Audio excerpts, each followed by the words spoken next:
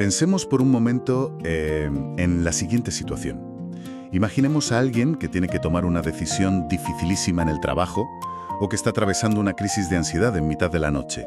Y de repente... ¡Ostras! Una situación súper tensa, claro. Exacto, una situación límite. Pues imaginemos que en ese momento de angustia aparecen sentados en el sofá del salón un guardaespaldas para proteger a esa persona, el líder más influyente del mundo para darle órdenes directas y además un juez implacable que no parpadea. Madre mía, la presión en esa sala sería inaguantable. Totalmente.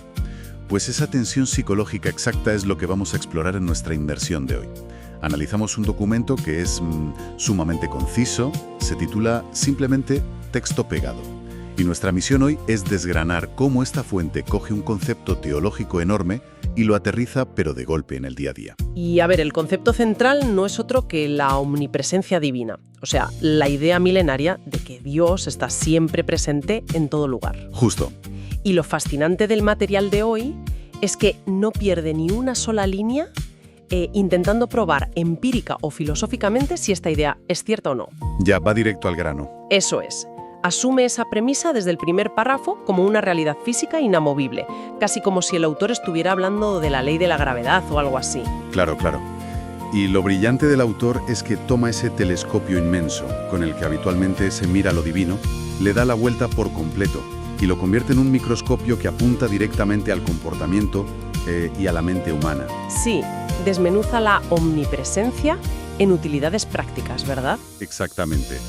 La divide en 4 puntos increíbles. Nos muestra esta cualidad como un consuelo absoluto en la angustia, como un motor inagotable para el servicio, como un escudo activo frente a la tentación y, finalmente, como un disuasorio moral del que es imposible huir. Es que es un ejercicio de disección textual que no deja a nadie indiferente, la verdad. Convierte lo que suele ser un debate de altas esferas académicas en una herramienta de supervivencia diaria para cualquiera. Vale, pues vamos a desgranar esto, porque es fascinante notar cómo el texto promete que entender esta omnipresencia sirve para 2 cosas que, al menos en la superficie, suenan totalmente contradictorias. Totalmente, parecen opuestas. Por un lado, afirma que esta verdad debería animar profundamente a quien atraviesa momentos de gran aflicción, pero casi en la misma respiración, el texto sostiene que sirve para guardar de pecar. O sea, un contraste brutal. Es decir, nos presenta una fuerza que actúa como un abrazo que consuela y a la vez como una advertencia muy, muy severa. Y esa es la tensión narrativa que sostiene todo el documento. A ver, hay que empezar por la necesidad humana más urgente y vulnerable que aborda el texto, que es el alivio del sufrimiento. El punto de partida lógico para cualquiera que lo esté pasando mal. Eso es. El documento inicia citando el Salmo 145, versículo 18, que establece lo siguiente. Cito textualmente. Jehová está cercano a todos los que le invocan, a todos los que le invocan de veras. Y a partir de esta cita, el autor hace una distinción que es vital. A ver, cuéntame. Señala que esta presencia divina no es únicamente una cuestión espacial o física, sino que está presente, y esto es clave, en esencia y en relación. Detengámonos un segundo en eso de esencia y relación. Porque, a ver, suena un poco a clase de metafísica de la universidad. Un poco, sí. ¿Cómo se traduce eso a la experiencia de alguien que, digamos, lo está pasando fatal y necesita ese abrazo desesperadamente? Pues mira, es fundamental para entender la mecánica de este consuelo que propone la fuente. Estar presente, en esencia, podría significar simplemente ocupar el mismo volumen espacial. Pensemos en ir en un vagón de metro abarrotado en hora punta en Madrid. Todos pegados. Exacto. Hay decenas de personas presentes en esencia, a muy pocos centímetros de distancia. Pero si alguien en ese vagón recibe una noticia trágica en el móvil y se echa a llorar, esa mera proximidad física de los demás no sirve de ningún consuelo. Claro, son extraños, no te van a abrazar. Justo. ¿Son extraños? Al añadir que la presencia es en relación, el texto infunde a esta cualidad cósmica una empatía activa. Ya no es una deidad flotando de manera apática en la habitación, sino una entidad que participa intencionadamente y se vincula con el dolor de la persona. Fíjate, eso me lleva a un obstáculo emocional que el propio texto reconoce con una honestidad que la verdad me parece sorprendente. Menciona explícitamente, a veces él puede parecer lejano. Esa frase es súper importante. O sea, el autor admite de frente que hay una fractura enorme entre la teoría teológica y la percepción humana en medio de una crisis. Si tratamos de ilustrar esto con algo cotidiano para quien nos escucha, es exactamente cómo funciona el router del wifi en casa.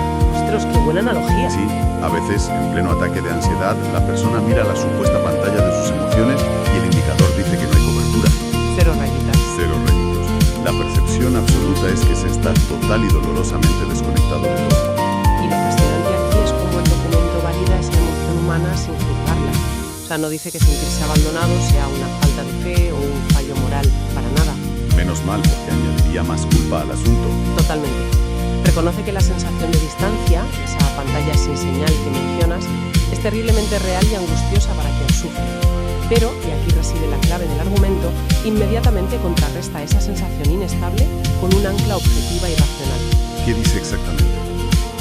El texto afirma textualmente que, en realidad, no está más lejos de lo que siempre ha estado. Claro, o sea, siguiendo con la idea del Wi-Fi, es el equivalente a recordar que independientemente de lo que marque el defectuoso indicador de señal del teléfono en ese momento de pánico, el router sigue encendido. Eso es. El router, la fuente, sigue enchufado y transmitiendo con la misma potencia brutal de siempre. Según este paradigma, la distancia no es real, es una ilusión, una simple interferencia generada por el dolor del momento. Exactamente. Es una reestructuración cognitiva en toda regla para quien atraviesa la tormenta. Y el documento sella este anclaje de seguridad con una promesa histórica del libro de Hebreos, el capítulo 13, versículo 5, que dice: «No te desampararé ni te dejaré». Es una afirmación categórica. ¿Sí? El texto propone un cambio radical de perspectiva. Ya no se trata de medir la cercanía de esa presencia basándose en lo oscuras que se sientan las cosas, sino medirla a través de una promesa que, según defiende el autor, es completamente inalterable por las circunstancias. Y esto proporciona una base de resiliencia tremenda. Saber que no hay posibilidad de abandono real. Pero, a ver, esto me genera una duda. Y quiero hacer un poco de abogado del diablo. Venga, dispara. Si alguien llega a internalizar de verdad este nivel de consuelo, se asume que la deidad suprema siempre está ahí abrazando y garantizando seguridad absoluta. Sí, te veo venir. O sea, no se corre el inmenso riesgo de caer en la pasividad total. Si el consuelo está garantizado 100%, ¿para qué moverse del sofá? ¿Para qué esforzarse en cambiar el mundo o hacer algo útil? Pues mira, esa es la pregunta del millón. Y el propio texto se adelanta a ella con un giro de timón espectacular. Convierte esta misma presencia reconfortante en un combustible explosivo para la acción. ¿Ah, sí? Más como la línea de meta. Una vez que se ha sanado la angustia y se establece la seguridad, esa omnipresencia empieza a demandar propósito hacia el exterior. Uf, aquí es donde se pone realmente interesante. Porque para ilustrar cómo esta presencia exige acción, el texto saca a relucir la figura histórica de Moisés. Un ejemplo clásico. Sí, pero no lo cuenta como un cuento de hadas donde el héroe acepta su destino sin pestañear. Cuenta cómo Dios llama a Moisés para una misión que es, seamos objetivos, una misión suicida. Literalmente. Presentarse ante el faraón egipcio, el hombre más poderoso del planeta en ese momento, y exigirle por las buenas que libere a toda su mano de obra esclava. Y la reacción de Moisés, tal y como la documenta el Éxodo en su capítulo 4, es de puro pánico. Normal, vamos, cualquiera en su lugar. Cualquiera. En lugar de cuadrarse y decir, sí, señor, empieza a discutir y a quejarse de sus nulas cualificaciones. Básicamente, protesta diciendo que es torpe de palabras, presentándole a la deidad su currículum completamente vacío. Es una reacción brillantemente humana, de verdad. Moisés hace lo que haría cualquiera de nosotros frente a una exigencia monumental. O sea, hacer un inventario de nuestras capacidades, materiales, intelectuales o de influencia y compararlas con el tamaño del problema. Y las cuentas no salen. Evidentemente, la ecuación arroja un déficit enorme. El imperio egipcio es infinito y sus propios recursos de comunicación, según él mismo confiesa, son un desastre absoluto. Pero lo que rompe los esquemas aquí es la respuesta que registra el documento. Dios no reacciona dándole a Moisés un curso acelerado de retórica, ni le imparte un seminario carísimo de liderazgo. No le da un máster, no. No. Según el versículo 12, la respuesta es una intervención directa. Dice, yo estaré con tu boca y te enseñaré lo que hayas de hablar. Es para alucinar. Es como si un empleado de nivel más bajo estuviera aterrorizado antes de dar la presentación más crítica de la empresa ante los accionistas globales. ¡Qué nervios, por favor! Y de repente el presidente mundial de la multinacional se le acercara por la espalda y le susurrara al oído. Oye, tú preocúpate solo de abrir y cerrar los labios, que las palabras y la autoridad las voy a poner yo. ¡Qué buena imagen! Al introducir ese factor, el autor del documento altera por completo las reglas del juego humano. El éxito de la misión ya no orbita en torno a las habilidades innatas o adquiridas del individuo. Claro, quita todo el peso de encima. Eso es. Y para consolidar esta idea, el texto da un salto histórico hacia el Nuevo Testamento, conectando la historia de Moisés con el mandato directo de Jesús a sus discípulos en el libro de Mateo, capítulo 28. Ah, sí, la gran comisión. Justo, les encomienda la gigantesca labor de hacer discípulos a todas las naciones, pero fíjate, la envuelven en la misma garantía incondicional. Les dice, he aquí, yo estoy con vosotros todos los días. Es decir, el texto establece una democratización absoluta del poder de testificar, o digamos, de servir. Concluye esta sección afirmando sin dejar lugar a dudas que si alguien se siente inútil o paralizado por sus carencias frente a un propósito vital, debe recordar que no está solo. Exacto. Debe recordar que cuenta exactamente con la misma ventaja que el evangelista o el líder más experimentado de toda la historia. ¿Y cuál es esa ventaja igualadora universal? El texto lo dice claro: la presencia y el poder de Dios. Lo cual resulta en la técnica definitiva para fulminar el síndrome del impostor, si lo pensamos bien. Ostras, totalmente. El síndrome del impostor desaparece ahí. Claro, porque si la eficacia real no reside en lo brillante, lo articulado o lo valiente que sea el mensajero, sino en el respaldo irrefutable de la presencia que lo acompaña, entonces las excusas basadas en «no soy lo suficientemente bueno» se desintegran por completo. ¿Ya no tienen sentido? Ninguno. La omnipresencia ha transmutado. Empezó siendo un abrazo consolador en nuestro primer punto, y ahora es un empujón por la espalda, un mandato irrefutable para dejar las excusas a un lado y actuar. Vale, la progresión lógica del texto hasta aquí me parece impecable. Tenemos el consuelo en el fuero interno y tenemos el motor de propulsión hacia la acción externa. Pero a ver, una vez que esa persona está en marcha, viviendo y actuando en el mundo real, inevitablemente choca de frente con las complejidades morales de la vida. Siempre pasa.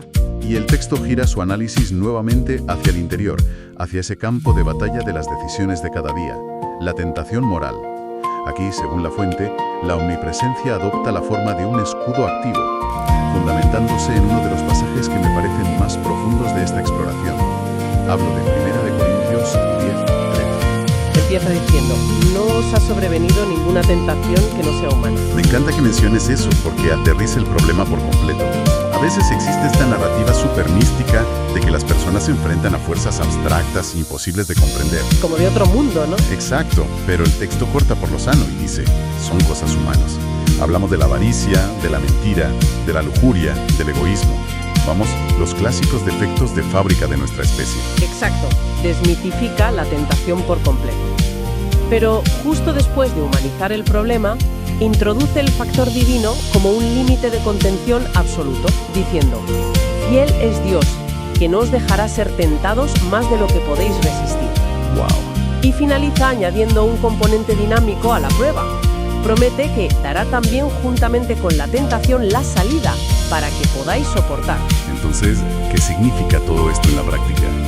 Porque, siendo muy honestos, la gente cae en la tentación y comete errores éticos y morales todos los puñeteros días. Obviamente. Si este escudo asegura que la fuerza de la prueba está calibrada milimétricamente y que la salida está 100% garantizada, oye, ¿no resulta esto en una presión psicológica absolutamente asfixiante por el individuo? ¿En qué sentido? Pues en el sentido de que significa que no existen las zonas grises. Significa que si alguien falla, el texto le está diciendo a la cara que la culpa es al 100% suya. No vale echarle la culpa a que la situación era demasiado compleja o que el estrés era abrumador. A ver, si conectamos esto con la perspectiva general del documento, vemos que has tocado el nervio central de su planteamiento. Esta promesa es, en efecto, un arma de doble filo para la psicología humana. Este escudo que presenta el texto no es, bajo ningún concepto, un campo de fuerza mágico que repele los problemas morales antes de que toquen a la persona. Claro, no te envuelve en plástico de burbujas. Para nada. La tentación va a impactar en la vida y va a doler. El texto en ningún momento sugiere que por creer en esta presencia uno vaya a entrar en una especie de burbuja aséptica, donde los malos pensamientos simplemente dejan de existir por arte de magia. No, en absoluto. La mecánica que describe el documento es muchísimo más interactiva y sobre todo exigente. Se sostiene sobre dos acciones muy precisas por parte de esa deidad omnipresente. La primera es establecer ese límite estricto de carga que mencionábamos. El calibrador. Eso es. El texto asegura que la presencia divina actúa como un calibrador maestro en tiempo real, garantizando que la fuerza de gravedad de la tentación nunca, jamás, supere la capacidad de resistencia real que tiene el individuo en ese preciso microsegundo. A ver, para visualizar esto de forma sencilla, olvidémonos del típico escudo de un caballero medieval que frena los golpes. Pensemos en que es más bien como si a alguien lo encierran en una escape room. Ah, me gusta, sí. Una sala de escape diseñada a medida por alguien que conoce todas y cada una de las fobias de uno, sus grietas emocionales, sus secretos. La experiencia te va a empujar hasta el límite absoluto de tus capacidades mentales. O sea, te va a aterrar y vas a sentir que no puedes más. Pero el diseñador de la sala te garantiza, como regla inquebrantable del juego, que siempre hay una llave escondida a simple vista. Es una analogía inmejorable, de verdad, para explicar la segunda acción que menciona el texto. La salida. Eso es, la salida. Dentro de la compleja arquitectura de cualquier dilema moral, por muy asfixiante que se perciba desde dentro de esa escape room, la omnipresencia asegura que existe esa puerta de emergencia viable para no sucumbir al asalto. Pero claro, volviendo a la dureza psicológica que comentaba antes, el que exista una llave requiere que la persona deje de mirar paralizada el reloj de la bomba y se ponga a buscar activamente esa puerta. Requiere acción y voluntad, claro. Claro, al garantizar que el reto nunca es matemáticamente insuperable y que la vía de escape siempre está encendida, como el cartel verde de un cine, el autor del texto arranca de cuajo la excusa más antigua de la humanidad, la inevitabilidad. Adiós a las excusas. Frases tan muestras como «fue superior a mis fuerzas», «es que no pude evitarlo» o «no me quedó otra opción» quedan completamente invalidadas frente a este paradigma. La responsabilidad de girar el pomo y salir de ahí recae íntegra e implacablemente sobre los hombros de la persona. Fíjate, esa anulación casi despiadada de las excusas humanas nos arrastra directamente, de forma impepinable, a la cuarta y última sección del texto. Si lo observamos bien, es la conclusión lógica hacia la que nos ha ido empujando todo este tiempo. A ver, ilumínanos. Si tratamos con una presencia tan omnipresente que puede medir al milímetro el vacío de un corazón para consolarlo. Sí. Que puede inyectar palabras en la boca de una persona paralizada por el miedo, como Moisés. Cierto. Y que calcula el peso exacto de cada una de las tentaciones humanas para poner una salida, entonces resulta obligado reconocer que estamos ante una presencia que lo observa, lo escruta y lo registra absolutamente todo. Vaya. O sea, la otra cara de la moneda. Justo. Y aquí es donde la sensación de calidez del abrazo inicial que veíamos en el punto 1... Un vértigo considerable, sí. Entramos de lleno en la fase del observador ineludible y el efecto disuasorio para la moral. Y ojo, el autor no se anda con chiquitas. Introduce este último bloque con una frase que destila una crudeza brutal sobre nuestra especie. Dice literalmente, la mayoría de nosotros preferiríamos pecar sin que nadie nos esté viendo. Es que esto plantea una pregunta importante, importantísima, sobre los cimientos mismos de nuestra brújula moral. Esa frase de La Fuente desnuda por completo la profunda hipocresía del comportamiento cívico. Totalmente. Una gran parte de lo que consideramos comportamiento intachable en sociedad no nace de una virtud intrínseca de la persona, sino de una mera gestión de riesgos. O sea, el miedo a ser descubiertos y sufrir las consecuencias legales o sociales. Ya, el qué dirán o la multa. Exacto. Si eliminamos de la ecuación a la policía, al vecino cotilla que mira por la ventana o a la cámara oculta de seguridad, la moralidad humana a menudo se derrumba como un castillo de naipes. El texto ataca justo en la línea de flotación de ese deseo oscuro de obrar mal desde el absoluto anonimato. Es como pensar en alguien que llega con su coche a un semáforo en rojo a las 3 de la madrugada en una calle totalmente vacía. El típico dilema. Sí. Si no hay cámaras ni otros coches, la tentación de saltárselo es puramente un cálculo de probabilidades de ser pillado. Para ilustrar lo inútil de intentar hacer ese cálculo de probabilidades frente a la omnipresencia divina, el autor saca la artillería pesada con 2 pasajes del Antiguo Testamento. A ver, ¿cuáles son? Primero, Proverbios 15, versículo 3, que dice: «Los ojos de Jehová están en todo lugar, mirando a los malos y a los buenos». Ineludible. Job 34, versículos 21 y 22, que dice: «Porque sus ojos están sobre los caminos del hombre, y ve todos sus pasos. No hay tinieblas ni sombra de muerte donde se escondan los que hacen maldad». ¡Ostras! Lo que hace el texto aquí es exigir una reprogramación total del comportamiento ético de quien lo lee. Al interiorizar esos versículos de Proverbios y de Job, la persona ya no puede operar bajo un sistema de gestión de riesgos, evaluando si hay un observador externo o no. Porque siempre lo hay. Exacto. El paradigma cambia de la gestión de riesgos a una cuestión de identidad profunda. La verdadera santidad, tal y como la perfila el documento en su cierre, se convierte en la única respuesta racional y coherente ante el hecho de vivir bajo una visibilidad perpetua e inquebrantable. Ya no importa si son las 3 de la madrugada y la calle está vacía. Claro, porque para esa presencia la calle nunca está vacía. Madre mía, la tensión psicológica que genera esto tiene tela. Volvamos a la analogía de la seguridad que decíamos al principio del programa, pero dándole un giro un poco macabro. Uy, a ver. Imaginemos que alguien contrata a un guardaespaldas de élite que vigila los pasillos de su casa de noche. Saber que ese guardia está ahí patrullando es el consuelo definitivo. Uno se siente invulnerable frente a las amenazas del mundo exterior. Da muchísima paz. Hasta ahí tenemos el consuelo y la protección de los que hablábamos al principio del documento. Pero de repente, la persona entra en la sala de control de la casa y se da cuenta de que ese mismo guardaespaldas tan amable es quien lleva meses observando sin pestañear un gigantesco muro de monitores. Monitores conectados a cámaras ocultas en cada milímetro de su vida privada, registrando hasta el gesto más inconfesable. ¡Qué escalofrío! Da miedo. Y el texto especifica, para que no haya malentendidos ni escapatorias, que la visibilidad divina no se limita a lo externo. Abarca 3 ámbitos fundamentales, dice, ya sea en pensamiento, palabra o acción. O sea, no existe ni siquiera el fuero interno privado en nuestra propia cabeza. Es que es una vigilancia que, descrita en términos sociales o políticos de nuestra época contemporánea, tildaríamos sin dudarlo de totalitaria o de distópica. Rollo Gran Hermano, vamos. Totalmente. Sería un escándalo. Sin embargo, dentro de la arquitectura teológica de la fuente, esta imposibilidad de esconderse se expone como la extensión lógica y perfecta de la justicia y del cuidado divino. El autor del texto pegado despoja por completo a la persona de la reconfortante fantasía de la privacidad moral. Nos deja desnudos frente a la realidad. Literal, al dejar claro que no hay tinieblas ni sombra de muerte donde se escondan, el texto aniquila la propia existencia del concepto de anonimato. Y el autor baja el telón con una máxima final que resuena casi como un portazo en la cara. Dice: no hagas nada que no quieras que Dios vea, porque Él lo verá de todas maneras.